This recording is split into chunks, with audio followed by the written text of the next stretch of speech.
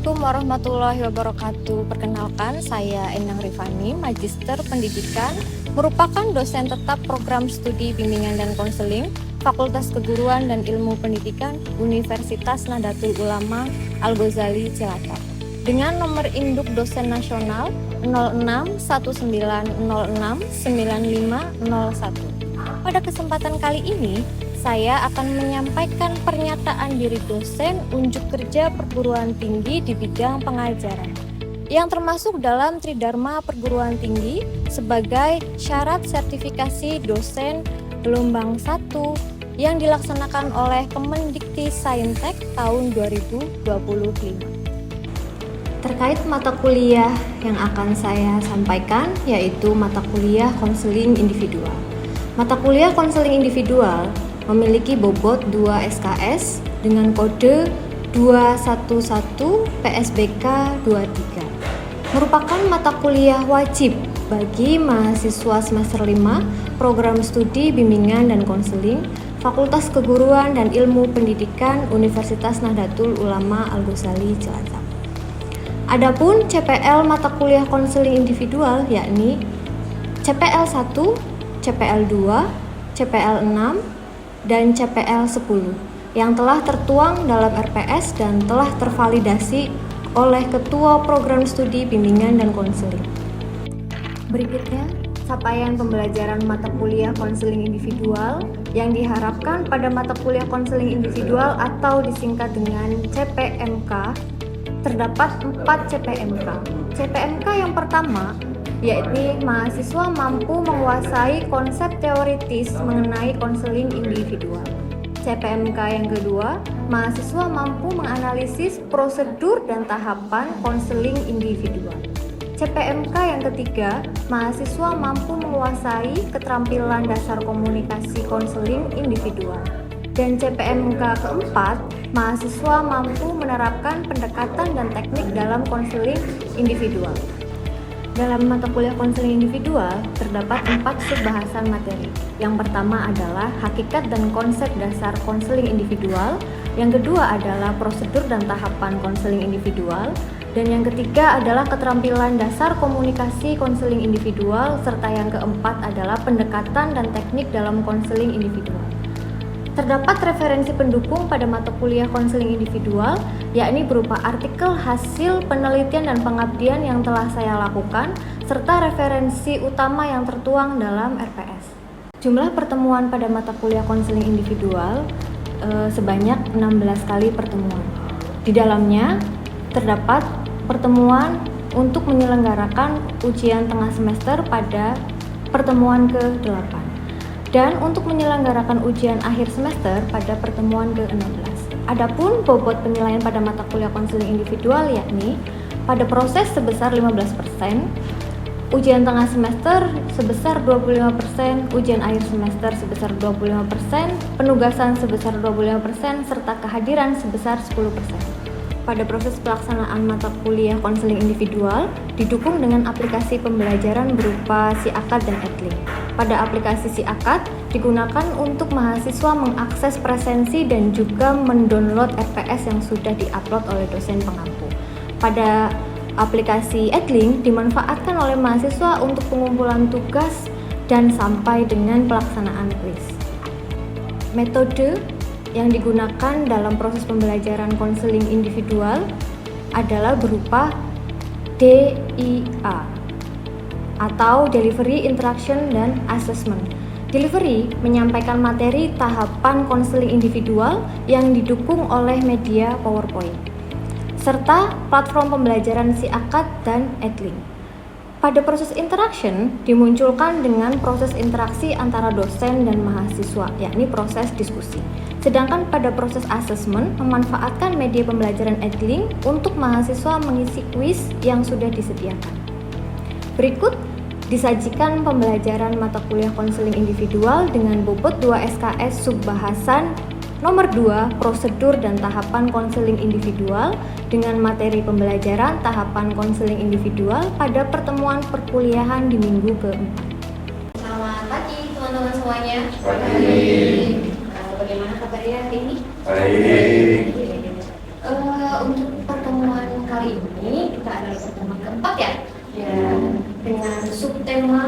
pembahasan mengenai prosedur dan tahapan konseling individual. Masih ingat kan mata kuliah ini mata kuliah apa? Masih ingat. Nah, kalau hari ini pertemuan keempat, berarti pertemuan sebelumnya, pertemuan ketiga, kita sudah membahas tentang prosedur konseling individual. Oke, sebelum kita mulai, alangkah lebih baiknya kita berdoa dulu ya. Bahkan berdoa sesuai dengan keadaan masing-masing, berdoa dipersilakan. Doa selesai. Oke, teman-teman, untuk mata kuliah konseling individual ini kita masuk ke materi terkait dengan tahapan konseling individual sesuai dengan RKS perkuliahan. Kira-kira dari judul tahapan konseling individual ini ada yang tahu nggak apa bedanya dengan prosedur materi sebelumnya yang kita pernah bahas di pertemuan sebelumnya? Coba kira-kira apa? Senangkasnya wis nggak apa-apa. Tahapan sama prosedur tuh bedanya di mana? Mas Umam ya silakan. Mungkin kalau tahapan itu kayak sesi ini yang pertama. Kalau prosedur itu tata caranya. Oke, prosedur itu tata caranya, tapi kalau tahapan itu adalah step by stepnya. Iya, kamu bahasa Inggrisnya step by stepnya gitu ya. Ya, betul sekali yang disampaikan oleh Mas Umam. Jadi prosedur itu keseluruhan yang ada di dalam proses konseling individual. Tapi kalau tahapan hanya ada di konseling individual pada saat itu. Jadi gitu ya. Oke. Untuk lebih jelasnya ada berapa tahapan konseling individual ini? Nah, materi tahapan konseling individual ini ada 3 tahapan. Yang pertama adalah tahap awal, tahap pertengahan atau tahap kerja, dan ditutup dengan tahap akhir. Materi tahapan konseling individual ini saya ambil dari buku referensi yang sudah tertera di RPS, yakni bukunya Sofian Willis di halaman 138 sampai 139. Itu nanti teman-teman bisa baca ya. Punya bukunya ya? Ada 3 tahapan proses konseling individual. Kita masuk ke tahapan awal. Tahap awal ini adalah tahap awal banget proses konseling individu. Kenapa ini saya highlight warna kuning? Karena di tahapan awal kita jangan langsung masuk ke sini dulu. Jangan langsung masuk ke identifikasi masalah. Memang tahap awal proses konseling individual itu adalah untuk menentukan masalah apa sih yang akan dibahas pada saat itu, pada saat pertemuan itu, konseling di hari itu. Nah, sebelum masuk ke tahap ini, tahap identifikasi masalah, yang perlu dilakukan oleh konselor sekolah adalah memperkenalkan diri. Kira-kira bisa dipahami? Kalau memperkenalkan diri itu yang dimaksud oleh teman-teman yang ditangkap itu apa?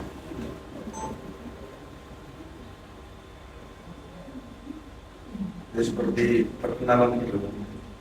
Seperti perkenalan pada umumnya ya. Ya, jadi kalau masuk proses konseling individual itu kita jangan langsung menyampaikan kamu ada masalah apa. Jangan sampai menembak langsung konseling kita. Konseling paham ya? Bedanya konseling sama konselor paham ya Mbak? Ya. Jangan langsung menembak konseling kita untuk mengatakan ada apa kamu datang ke sini. Ada masalah apa lagi? Biasanya ini yang terjadi di sekolahan gitu, dengan guru BK yang memang sudah akrab dengan siswa. Kamu ada masalah apa lagi? Nah, itu dijamin konselingnya malah trauma. Itu artinya dia akan apa memang saya orang yang sangat bermasalah ya, karena baru datang sudah dianggap ada masalah apa lagi. Jadi lebih baiknya adalah pada tahap awal proses konseling itu memperkenalkan diri dan membuka dengan topik netral. Memperkenalkan diri jika memang belum kenal, katakanlah jika memang teman-teman itu nanti menjadi konselor profesional yang praktik di luar, bukan di sekolah. Jadi kita sebelumnya tidak mengenali siapa konselor itu, asalnya dari mana dan sebagainya, latar belakangnya. Itu kita perlu memperkenalkan diri, saling memperkenalkan. Lalu kemudian berikutnya adalah membuka topik netral. Jadi untuk proses konseling individual itu kita tidak bisa langsung membahas ke inti permasalahannya, tapi kita sambung dulu dengan topik-topik netral. Seperti apa contohnya Bu? Tanyakan kabar. Apa kabarnya hari ini? Terus kemudian kalau misalkan itu adalah konseling yang berasal dari luar, ya misalkan kita belum kenal konseling itu sebelumnya, tanyakan tahu tempat konseling ini dari rekomendasi siapa atau dari hasil mana? Karena informasi tersebut yang akan menghantarkan kita untuk ke dalam proses konseling individu. Lalu kemudian berikutnya adalah sampaikan asas-asas konseling. Masih ingat ada asas-asas konseling di mata kuliah dasar-dasar konseling? Ada yang masih ingat? Coba Mbak Wafi. Asas kerahasiaan. Definisinya apa Mbak? Kerahasiaan. Jadi nanti kesepakatan bersama dan juga kalau mengatakan bahwa aku sama yang dikonsultasikan itu menjadi rahasia bersama. Apa yang itu? Ya, betul sekali. Jadi perlu disampaikan asas-asas mengenai asas konseling gitu ya. Yang salah satunya adalah asas kerahasiaan. Kemudian berikutnya adalah meminta konseli untuk mengisi inform konsen. Inform konsen itu apa Bu? Ada yang tahu nggak kira-kira? Di artikel harus ditranslating dulu ya sebelum kita tahu bentuknya. Inform konsen. Jadi inform konsen itu kata lainnya adalah lembar persetujuan antara konseli dan konselor. Yang mana nantinya di dalamnya itu isinya surat pernyataan dari konseli dan konselor dan ditandatangani oleh dua pihak, konseli dan konselor. Di dalamnya meliputi peran konselor seperti apa, peran konseli seperti apa, gitu. Lalu kemudian konselor pun juga mematuhi koridor-koridor proses konseling yang dituangkan dalam dalam inform konsen tersebut dan ditandatangani. Lalu kemudian berikutnya adalah membangun apa itu membangun rapor? Membangun hubungan, benar sekali, membangun hubungan. Jadi menciptakan hubungan yang membantu dulu. Artinya kita menyamakan persepsinya dulu antara kita konselor dengan konseli. Paham ya kira-kira ya? Anak, teman-teman masih ingat nggak kutipan yang berkaitan dengan instrumen utama dalam konseling adalah sebenarnya seorang konselor. Nah, di dalam proses membangun raport ini itu sangat menentukan pada tahap-tahap berikutnya. Karena di proses membangun raport ini, trust itu yang harus kita munculkan. Trust dari siapa? Trust tahu trust ya? Kepercayaan ya? Kepercayaan dari konseli.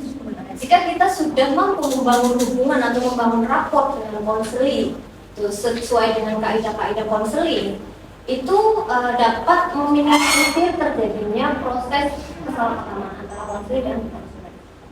Lalu kemudian membangun kepercayaan si konseli juga, sehingga proses berikutnya itu dapat mendukung. Oke, kita langsung ke tahap pertama, identifikasi masalah. Nah, identifikasi masalah ini kita membahas tentang apa sih masalah yang pada saat itu konsumsi ini. Karena umumnya pada umumnya teman-teman kalau bermasalah itu sebenarnya nggak bisa mendefinisikan apa yang sedang dialami. Betul tidak? Betul, karena hanya ada di surface aja atau hanya di permukaan aja. Di insight-nya kan kita nggak pernah tahu gitu, nggak pernah tahu apa sih sebenarnya kita tuh pengennya apa. Nah, di dalam proses identifikasi masalah itu kita membantu konseli untuk tahu apa masalah yang ingin dia sampaikan atau ingin dia selesaikan pada saat itu. Masalah yang mana sih yang urgent banget? Makanya di sini ada isu sentral atau utama, isu utama yang didefinisikan oleh konseli atas bantuan konselor. Jadi tugasnya konselor adalah untuk menjembatani si konseli menemukan masalah yang sebenarnya dia pengen selesaikan pada hari ini. Kira-kira bisa dimengerti? Bisa diterima? Nah, untuk yang isu sentral? Oke. Lalu kemudian setelah kita menemukan masalahnya si konseli gitu ya, pusat masalahnya ada di mana setelah ditemukan, kemudian kita langsung mengembangkan ke pengembangan alternatif masalah oleh konselor dan konseli. Jadi kita fokuskan dulu. Oh, setelah diskusi tadi, ternyata yang ditemukan adalah permasalahan besar kamu tuh ada di 4 nih. Ada di A, ada di B, ada di C, ada di D. Masalah mana dulu nih yang ingin kamu bahas atau ingin kamu selesaikan yang kira-kira urgent menurut kamu dari keempat masalah tersebut. Jadi mengembangkan alternatif. Kemudian keputusan untuk memilih definisi masalah yang terbaik atau yang saat itu ingin diselesaikan. Nah, jika memang berhasil, apakah konseli juga menerima? Kita sepakati ya untuk membahas masalah yang ini, yang C katakanlah. Langsung lanjut ke tahap kedua, yang nanti ada di slide berikutnya.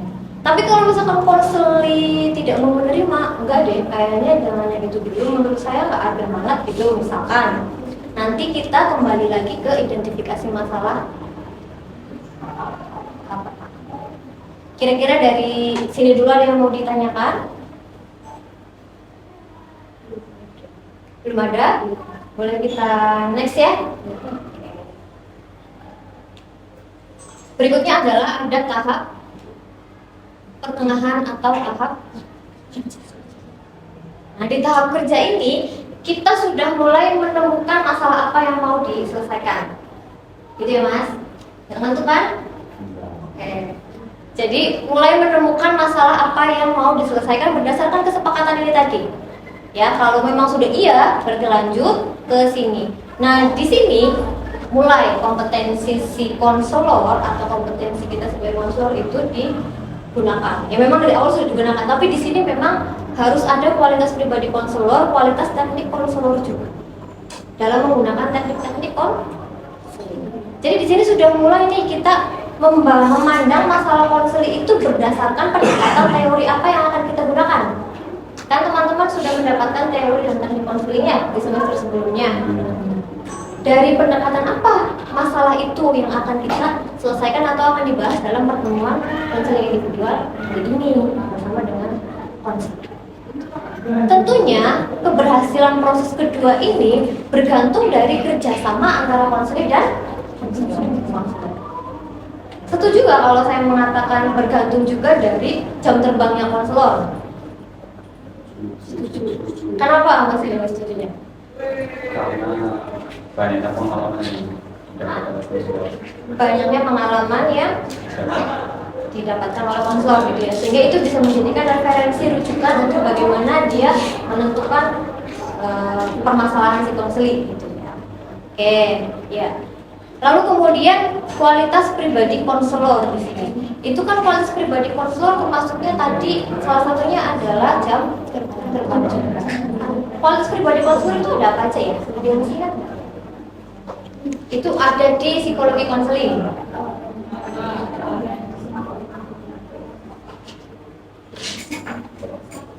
Lupa ya? Oke, ya tadi salah satunya adalah si konselor mampu atau tidak untuk menguasai dirinya, memahami diri, lalu memahami si konseling. Kemudian jam terbangnya juga terkait dengan kompetensi profesionalismenya juga itu adalah kualitas pribadi. Kemudian berikutnya adalah teknik yang diterapkan dalam proses konseling. Kita dapatkan dari mana? Dari pendekatan dan teori. Gitu ya. Oke, sampai sini ada yang mau ditanyakan dulu kira-kira? Oke, setelah sudah menggunakan teori dan teknik pendekatan tertentu yang kita gunakan dalam proses konseling, nanti kita menemukan yang namanya potential answer atau jalan keluarnya seperti apa, solusinya, lalu mengembangkan isu-isu baru untuk diskusi berikutnya. Isu-isu baru untuk diskusi berikutnya itu seperti apa contohnya, Bu? Rencana kedepannya, plannya seperti apa yang itu akan dituangkan di tahap akhir. Kalau memang di tahap 2 sudah beres nih bagian sininya, sudah berhasil gitu ya, langsung menentukan ke tindakan. Untuk lebih jelasnya, nanti teman-teman setelah UTS kita ada materi yang berkaitan dengan penggunaan pendekatan teknik konseling dari behaviorisme, kemudian humanistik, human center, reality terapi sama gestalt. Itu nanti akan kita ulas bagaimana proses pendekatannya, implementasinya dalam proses konseling individual. Oke. Nah, tahap terakhir itu adalah keputusan untuk bertindak. Tadi berdasarkan dari hasil yang di sini ya. Hasil dari tahap kedua, lalu untuk dikerjakan di tahap ketiga, menyepakati. Oke Bu, berarti setelah ini saya harus ABCD ya. Kita harus sampai bisa menemukan konseling mengatakan seperti itu pada dirinya. Ingat teman-teman, di dalam tahap keputusan untuk bertindak, itu sepenuhnya ada di tangan konseling. Jadi konselor itu hanya sebagai jembatan saja. Ibaratnya gini loh, kalau konseling itu tuh kayak benang kusut ya, lalu kemudian kita sebagai konselor itu mencoba untuk membantu merapikan supaya nggak kusut lagi, untuk menjabarkan benang supaya lebih lurus lagi. Lalu kemudian menyusun rencana tindakannya, dan barulah ada di tahap terminasi atau tahap mengakhiri sesi konseling. Saya yakin teman-teman masih asik dengan tahap terminasi. Masih ya, terminasi itu kata lain dari tahap mengakhiri. Tapi memang itu satu keterampilan yang nantinya akan kita bahas di pertemuan berikutnya di sub bahasan ketiga, yakni keterampilan dasar komunikasi konseling. Nah, untuk sekarang kita bahas dulu. Ini ada kuis yang telah saya sediakan. Jadi untuk gambaran kalau teman-teman itu memang nyampe atau tidak apa yang tadi saya sampaikan, menerima atau tidak. Silakan teman-teman, ada waktu 5 menit untuk membuka adlinnya. Kuisnya sudah saya upload dan teman-teman bisa dapat mengakses langsung mengerjakannya. Pak Wafik sudah dibuka adlinnya? Sudah. Coba bisa langsung dikerjakan ya Mbak ya. 5 menit ya.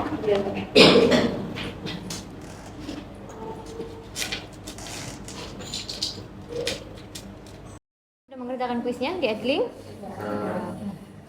Sebelum kita ke slide berikutnya yang nantinya juga ada kejutan buat teman-teman alias PR ya untuk pertemuan berikutnya, saya pengen tahu dulu dari teman-teman yang tadi sudah mengikuti dari awal sampai proses ini, kira-kira ada berapa tahapan proses konseling individual Mas Jidan?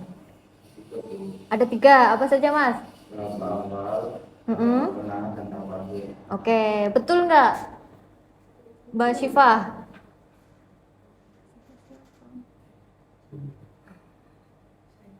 Ya, Mbak Syaida. Betul? Iya, oke. Ada 3 tahapan proses konseling individual. Tahap awal, tahap pertengahan, tahap kerja, lalu tahap akhir. Oke. Ada yang mau ditanyakan dulu sebelum kita akhiri? Silakan Mas Umam. Ya. Ini kan tadi kan dari konseling individual ini kan lebih ke mungkin apa sih Bu, apa tantangan yang sering dialami oleh konselor pada 3 hal tersebut dan apa sih solusinya? Cara mengatasi tantangan? Ya, oke. Pertanyaannya bagus sekali Mas Umam ya. Dari ketiga tahapan ini, apa sih tantangan yang sering dihadapi oleh konselor gitu ya? Tentunya kita kembalikan ke konselornya masing-masing, tantangannya gitu ya. Tapi yang paling sering muncul adalah konselor itu terburu-buru untuk mengidentifikasi masalah konseling.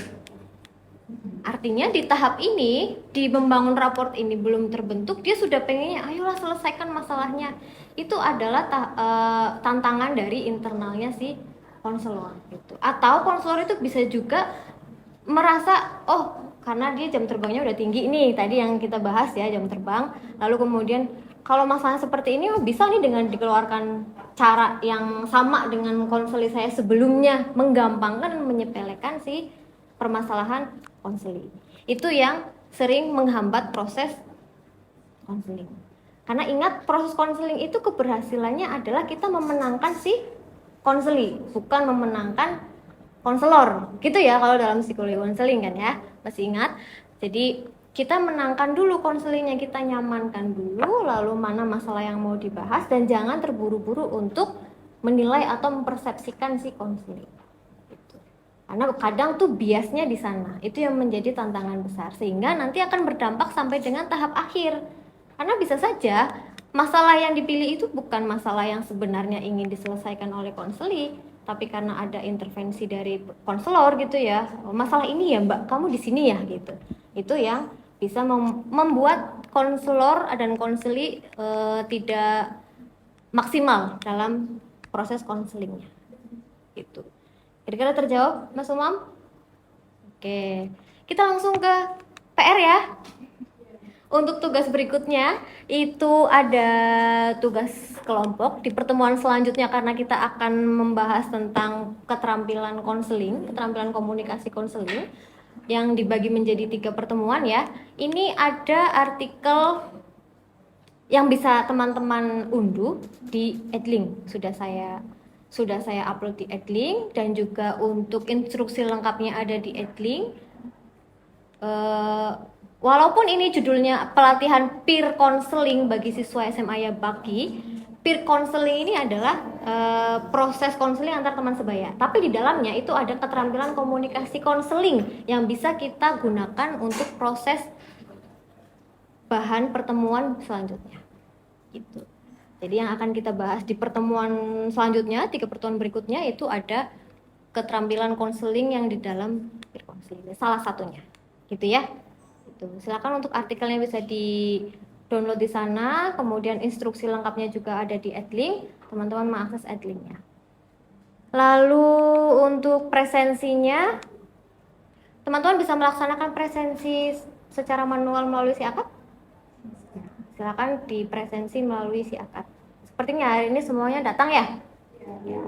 Oke, kiranya itu saja teman-teman dari saya yang bisa disampaikan. Jadi kesimpulan hari ini adalah kita membahas terkait dengan tahapan proses konseling individual, yang mana itu ada 3 tahapan, tahap awal, tahap kerja, dan juga tahap akhir. Oke, cukup sekian dari saya. Terima kasih atas waktunya. Mohon maaf apabila banyak kurangnya. Wassalamualaikum warahmatullahi wabarakatuh.